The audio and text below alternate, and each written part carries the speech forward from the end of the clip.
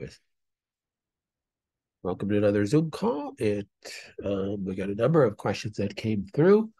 Just again, reminder for everyone, is ask your questions on the member site. So this is actually just a clip from the announcements on the homepage of your members only site. Ask your questions on the member site. You can ask as you want. Right now, we don't have a limit. If it does get to be excessive, I'm going to have to pick and choose some of the questions, but I try to get to all of them. I've never missed one yet, so that doesn't mean I won't in the future. But and remember, you all have access to the courses. These are the courses that we have up right now. The beginning of the year, I'll have my autoimmune course up as well, and we'll have a short mushroom course that you guys already know all about anyhow. So, okay, so here's a big question. So I got my genetics report back and I have questions about priorities. I've lost a lot of weight because of squamous cell carcinoma on my tonsil and my neck lymph nodes. I have a hard time swallowing, so I have to chew so much that my appetite declines with an effort. I've kept myself from losing too much weight by making 2P protein shakes every day, loaded with nut butters and coconut oil. These are good fats. Eating avocados, more good fats with my eggs. But now I need to follow a low histamine diet. So your histamine genes you had a lot of defects on the genes, but losing weight trumps that. So I would continue with eating the nut butter and avocado and forget about that piece of the low histamine diet. So don't worry about that. Matter of fact, I would probably just don't worry about the histamines at all, except in foods that probably you should be avoiding anyhow, which you are. In addition, I'm supposed to limit animal proteins, and scrambled eggs are one of the things I can manage to swallow. So keep eating those as well. Problem with my PSAT1 gene can cause cancers to grow, and animal proteins can stimulate that, but we're really talking meat, so don't worry about eggs. How do I keep from losing weight? How much protein should I have and from where? I have a magic bullet blender. Should I start making vegetable juices? Will this cause my glucose to rise too quickly? Because time-restricted eating has been in the recommendations, so I'm assuming keeping my glucose insulin levels low would be important. The answer to this is going back to how do I keep losing weight? Most people think that if they want to keep from losing weight, they have to eat more proteins. And I'm not against doing those shakes that you're doing because they can add some caloric intake as well. But really, to keep from losing weight, you need complex carbohydrates, not so much proteins. Not that you don't need protein for muscle mass, but the way you gain muscle mass is by doing some slight exercising, as we have several blog posts about exercising with cancer and doing some weights, like just some barbells, 10-pound barbell weights would be plenty adequate. And doing some squats and just trying to exercise your muscles. As far as weight loss, going back to that, eating some complex carbohydrates is the way to go. I don't want carbohydrates. I don't want my glucose to spike. We'll eat lower glycemic index carbohydrates. Sweet potatoes can be really good. Rice can be really good. So those are the things that you need to add some complex carbohydrates so that you don't lose weight. Next question. I wanted to let you know I feel so much better with the new supplements. I'm level, happy, and don't feel that edgy anger all day, and it feels great. One thing, I still dip around 3 p.m. and get very tired. When it passes as I continue, then it passes as I continue my day. Should I take something at that time? Well, if you have like a dip in fatigue at a certain time, One thing that I would check is your glucose levels. It's really fairly inexpensive to go to Target or Walmart or your local pharmacy and get a little glucometer finger prick checker. So you can check your glucose levels at that time just to see if you're experiencing some hypoglycemia. That might not be the case, but if your glucose level dips around that time, I don't know, are you eating at 2 o'clock? Are you eating at noon? And then your blood sugar spikes normally after you eat and then goes back down to normal. But if you're experiencing hypoglycemia, could it be dropping lower than normal at 3 o'clock? And that be part of the cause of fatigue? Possibly. Could it be an adrenal issue? Quite possibly too. A little bit more difficult to diagnose. You need an adrenal test. Might be good to have that glucometer. Comes in handy for a lot of things, just to check your glucose. Certainly, if it is hypoglycemia, if your glucose is down to 70 or something like that at that time, just make sure you're eating something before that time. Maybe that will help boost it up. If it's adrenal fatigue, could you take an adaptogen? So your first go-to with any type of adrenal fatigue or hormone imbalance would be an adaptogenic herb. There's numerous adaptogens on our store. All are really good. I think this person is on an adaptogen, so it might be good to take one at that time too. So you have to do a little bit of experimenting on those things.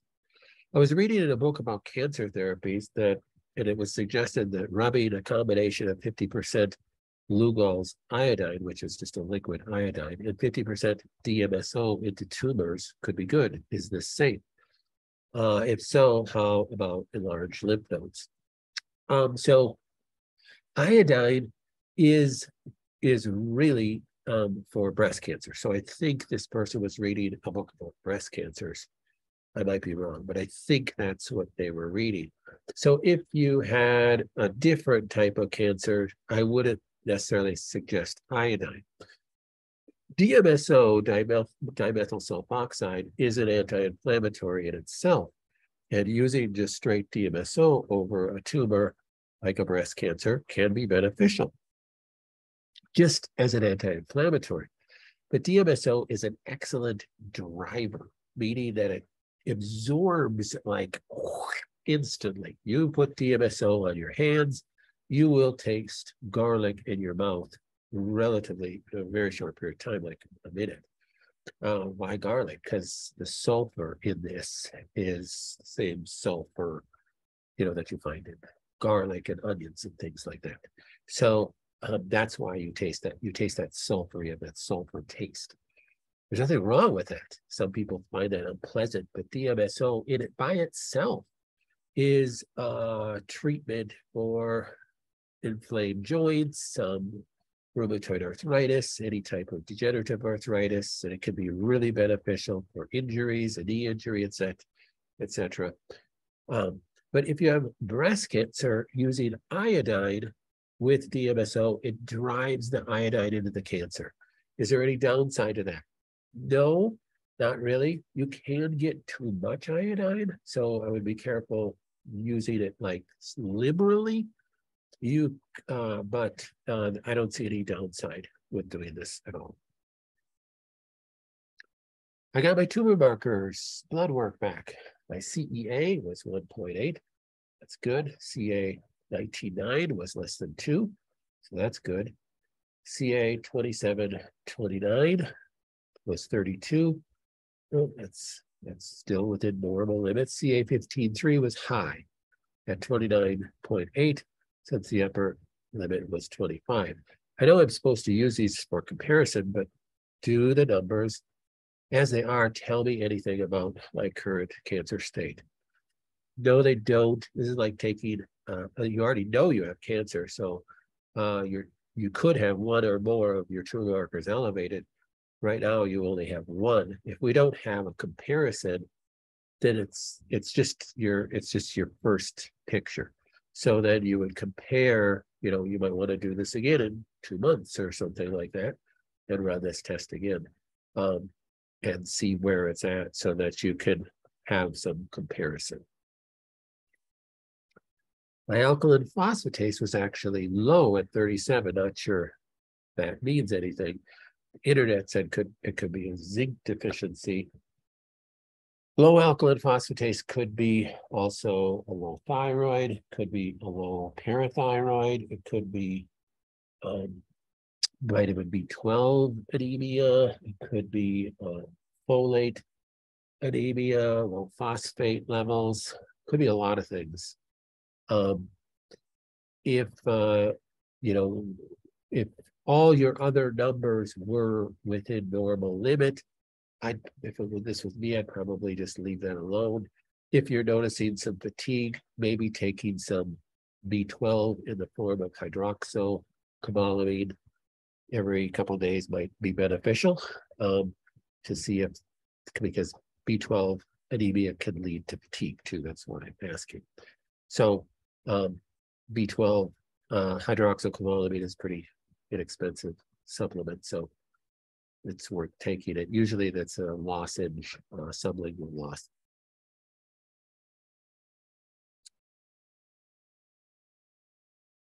Okay, I also found it curious that my fasting glucose was 88, not too different than normal, considering I've been doing pretty much low carb and eat only on a 7 or 8 hour window. I heard that to fight cancer, it's best to have a lower fasting glucose, or is insulin more important? I forgot to ask for that in the lab. Time restricted eating was a new recommendation for me after the genetics, though I've really been doing that. So yes, if you already are doing the time restricted eating. So no, fasting glucose of 88 is that high, given you've been working so hard on your diet. No, I would not say that's high. Your glucose levels in the blood are dependent greatly on your diet, but there's also an issue with your cell membranes not able to get the glucose in your blood. So a person, let's say they have elevated glucose levels. Let's say they don't have cancer. They go in and their glucose level is elevated to, let's say 120. So it's pre-diabetic state. So they go on this massive diet and they clean up their diet and they can't seem to budge the glucose levels very quickly. Why is that? Well, still, carbohydrates that you're eating, unless you're going on a completely ketogenic diet, you will still break down foods into glucose because you need glucose to make energy in your cells. And so even fatty acids will break down in ways to get your elevated glucose. You have glucose stored in your liver as glycogen. Your body is trying to make glucose in order to make energy. If, because of a pre-diabetic state for 15 years, you have damage to your cell membrane receptor sites, and your new cells are replicating those same damaged cell membrane receptor sites for glucose and insulin, then you can still have an elevated blood glucose. So technically, long answer to this question, no, I think you're just fine with that. You just continue doing the right thing. Don't worry about that number at all.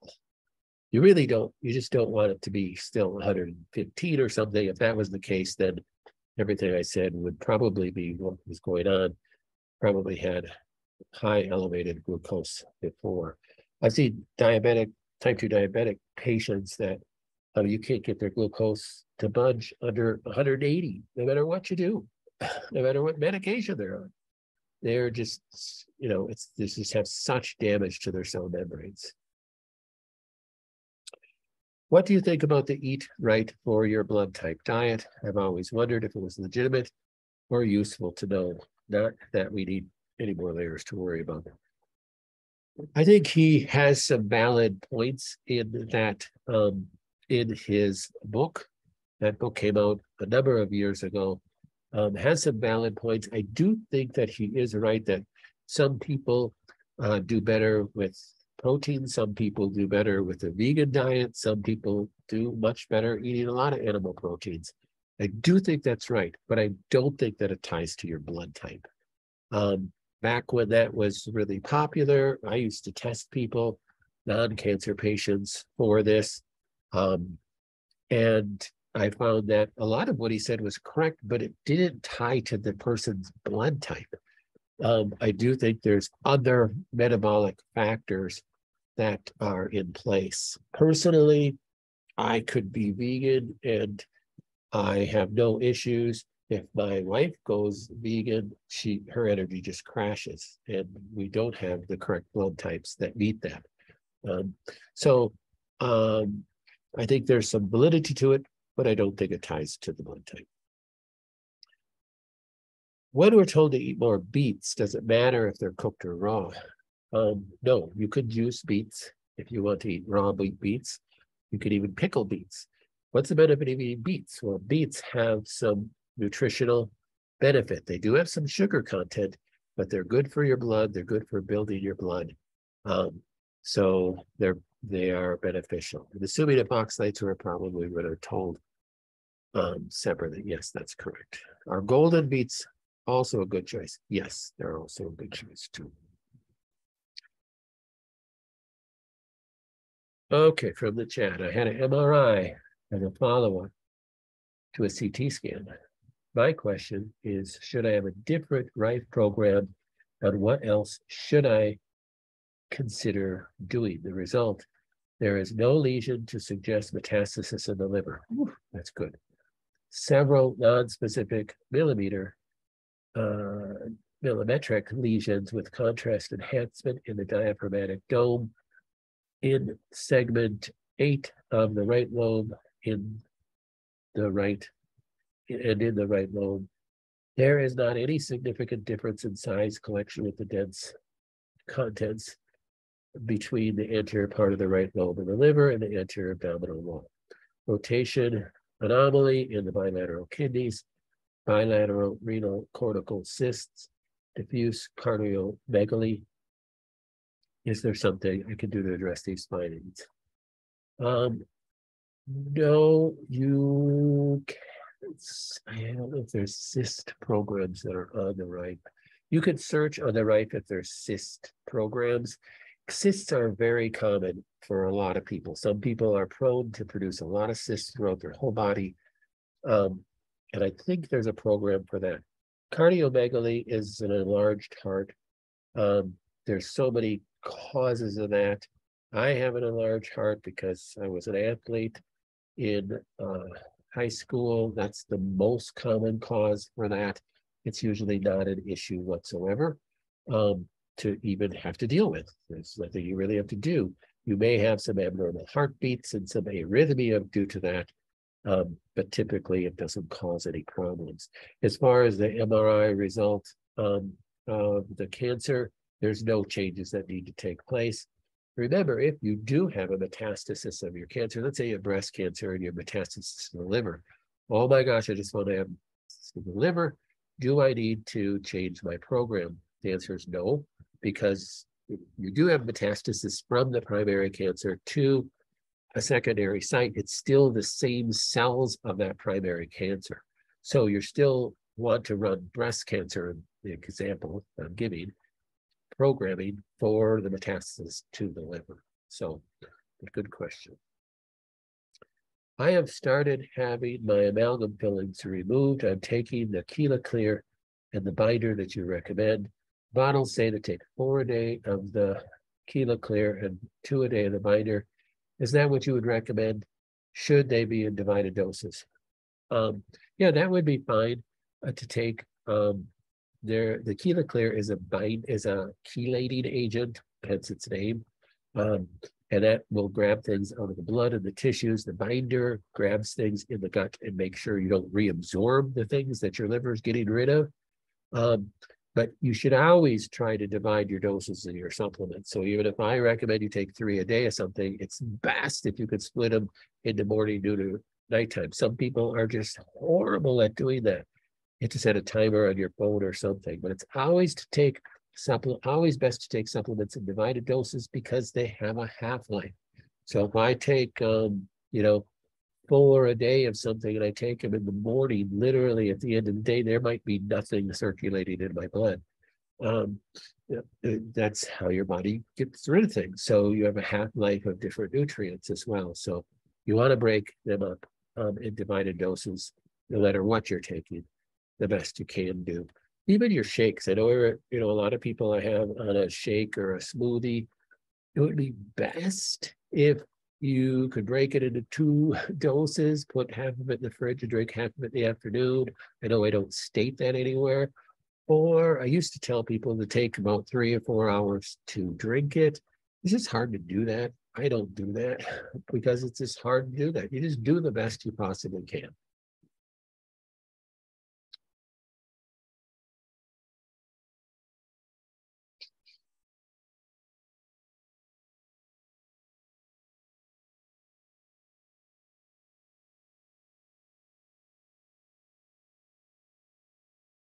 Is muscle testing done when recommending additional supplements to go with the genetics? No. So those are based upon your genetics.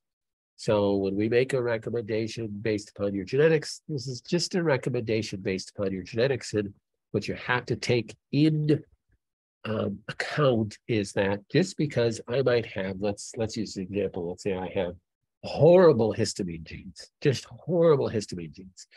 Does that mean I'm bound and determined to have horrible problems with histamine? No, it does not. Does it mean that I have a much greater possible chance of having problems with histamine? Yes, it does. Should I take precautions? Yeah, maybe. But do I have to balance them with, I'm dealing with cancer, I'm dealing with a lot of things, I'm, trying to do so many things. You do have to balance out your life that way too. So while I'm doing this Zoom call, I'm looking out my window and I'm watching this black squirrel trying to manage its way down to a bird feeder, and it's snowing, and the top of the bird feeder is metal, and he's sitting on the bird feeder, and now he just flopped off. Poor little guy.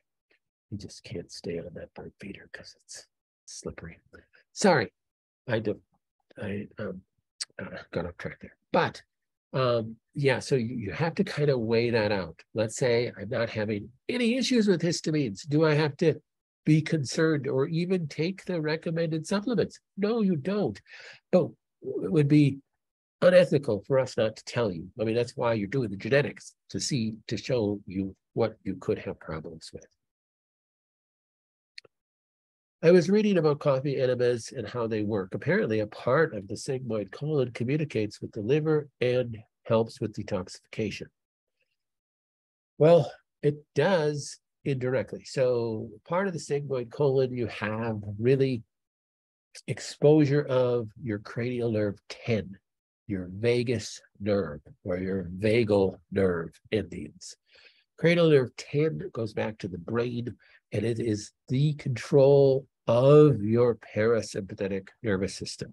Your parasympathetic nervous system controls all your detoxification pathway. Your parasympathetic nervous system also controls your immune system. So stimulation of the parasympathetic does multiple things. It helps stimulate detoxification in your liver. It helps stimulate your immune response. It also helps you relax, calm down, helps decrease anxiety.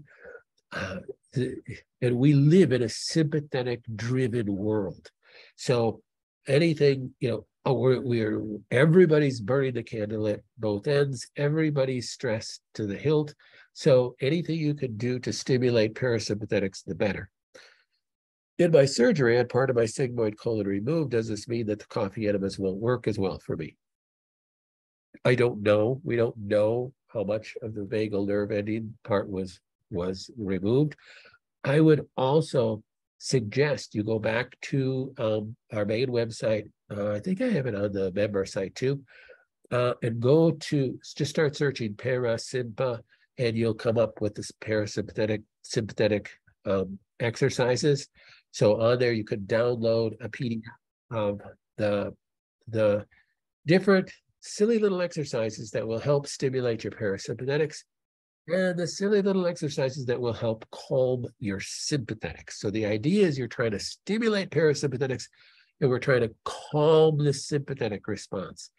They do seem silly little exercises, but they are rooted in functional neurology, and they can be super helpful. So I'd highly suggest everybody downloads those, looks at them, and starts doing some of those things because they can be really helpful. Coffee enemas are just one thing that can stimulate your parasympathetics. There's a whole bunch of other things. And there's a bunch of different things that you can do to calm your sympathetics.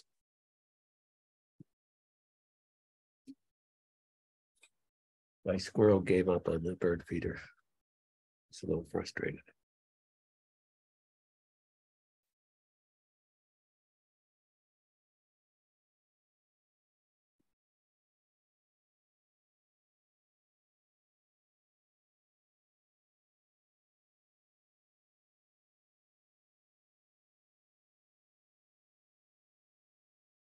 Any other questions?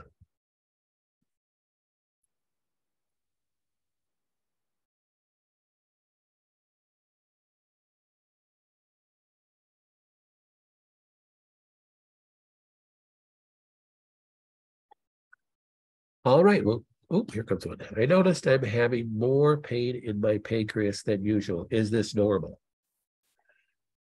Well, if you're having, I do have a video up on the website called Good Pain, Bad Pain that you might want to watch, because there is a level of good pain when you have cancer. So if you're running the Rife and you feel it, I would say that's good.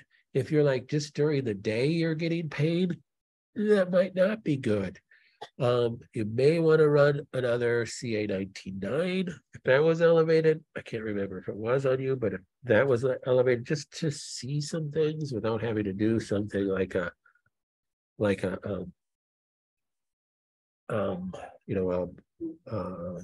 or something like that. But definitely there can be good. It can be that your immune system is attacking it, and you can have more inflammation in the area. So that would be a good cancer pain. It's hard to discern whether it's good or bad. If so you just have to kind of look at some other factors that are involved too. What are your supplement recommendations for estrogen positive breast cancer? I would go to there are specifically with Femera. So I would go to our blog post on aromatase inhibitors. Just start typing in aromatase, and it's natural aromatase inhibitors. You really look at DIM, calcium D-glutarate, sulforozyme products, our Aroma Clear, our Estro Clear, which is a lignin product. Those are the biggies that you would use from a natural perspective for estrogen, progesterone, or HER2 positive breast cancers, any of those. But I do list them out on that aromatase inhibitors blog. So that I think that will be helpful for you.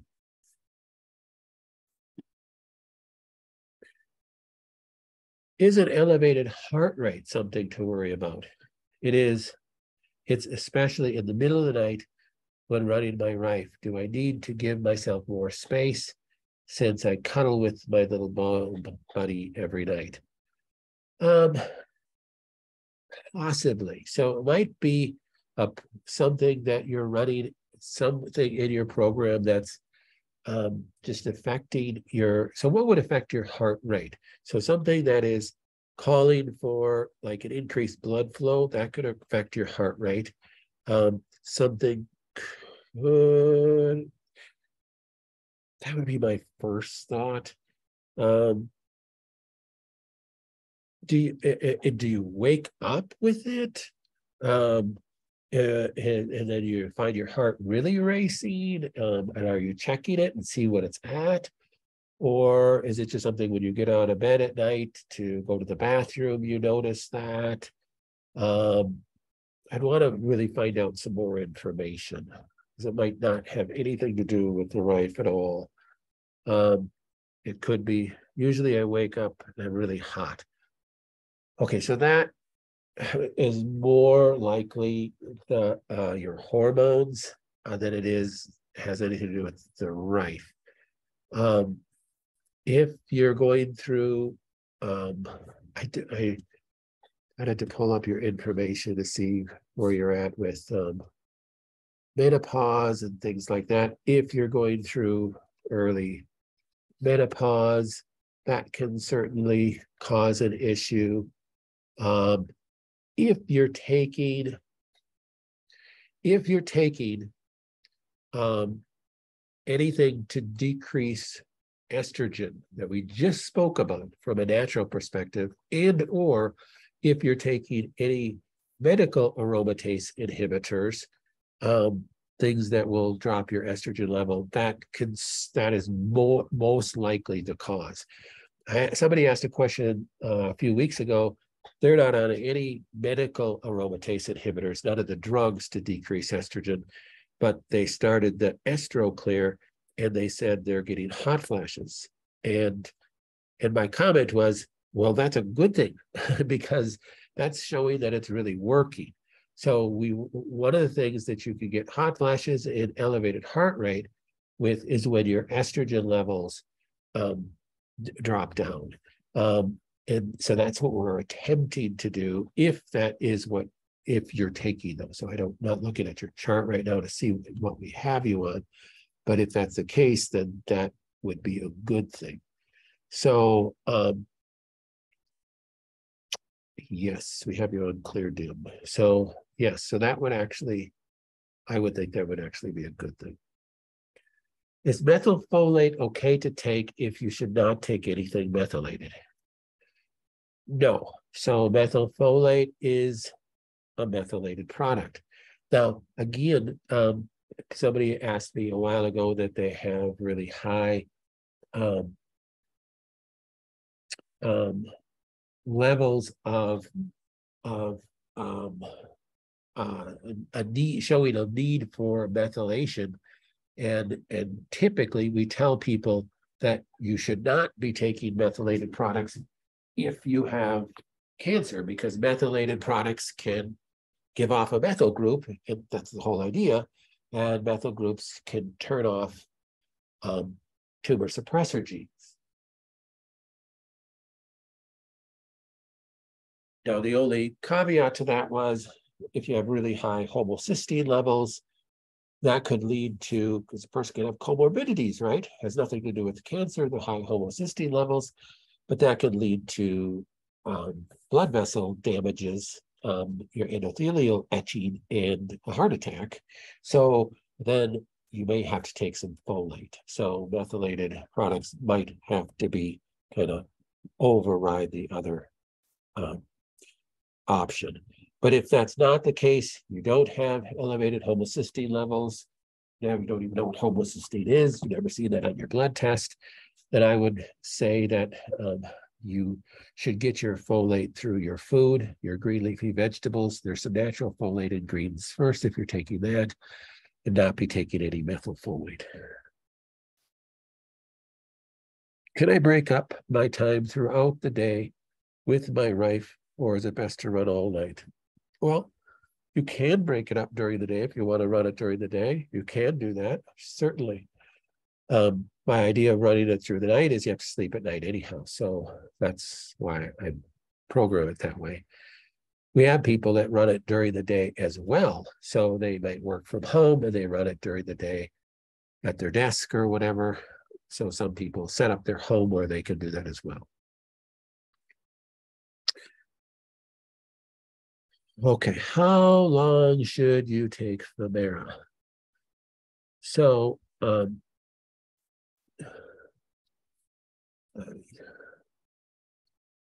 look at this, what you're taking here. So Femara is a hormone-based type of chemotherapy used for estrogen-positive patients. I legally can't comment on a drug, so I can't tell you how long you should take it. I know that I think the standards of care for letrozole is, I think it's very common, and I could be wrong, that an oncologist in the United States, and this person is not in the United States, but oncologists in the United States will put you on for 5 years typically.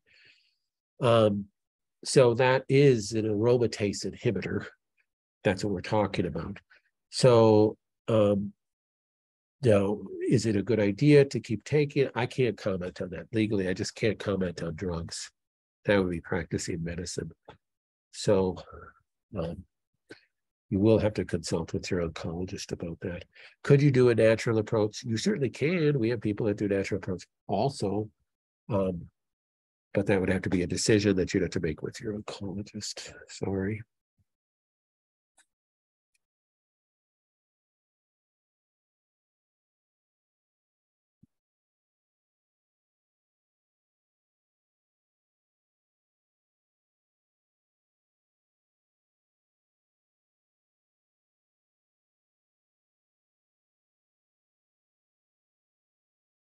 Any other questions?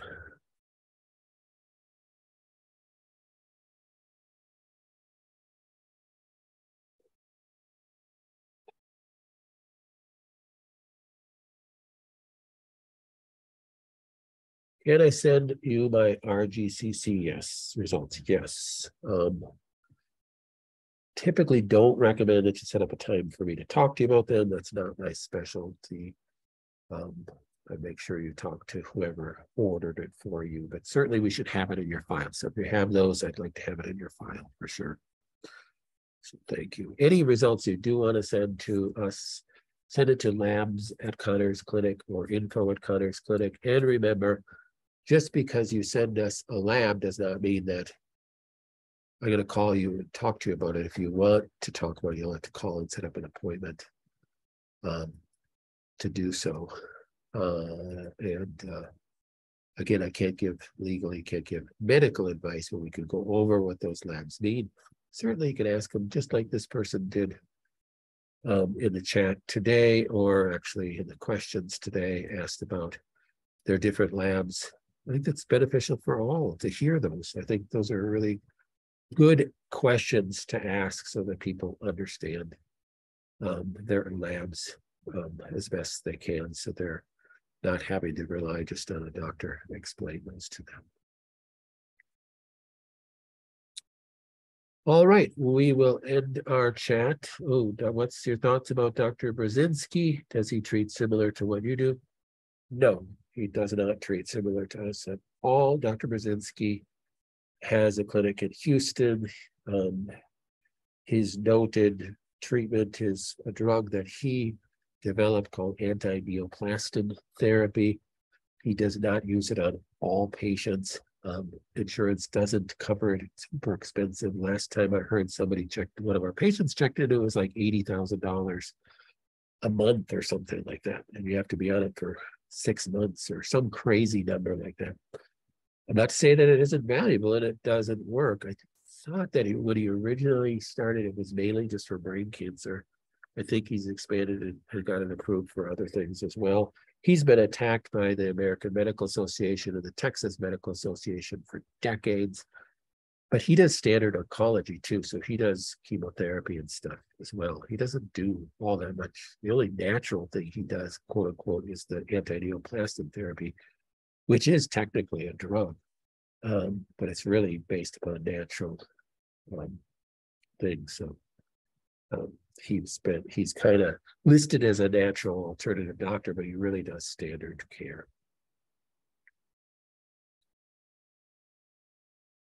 All right, well, thank you guys. We'll see you in a couple of days, and you have a great day. It is snowing here. Hopefully you got beautiful weather where you're at. All right, get your questions in on our member site and make sure you utilize anything there that can be a help for you too. Know that I'll be praying for you, and I love you all. We'll see you and talk to you in a couple of days. Bye-bye.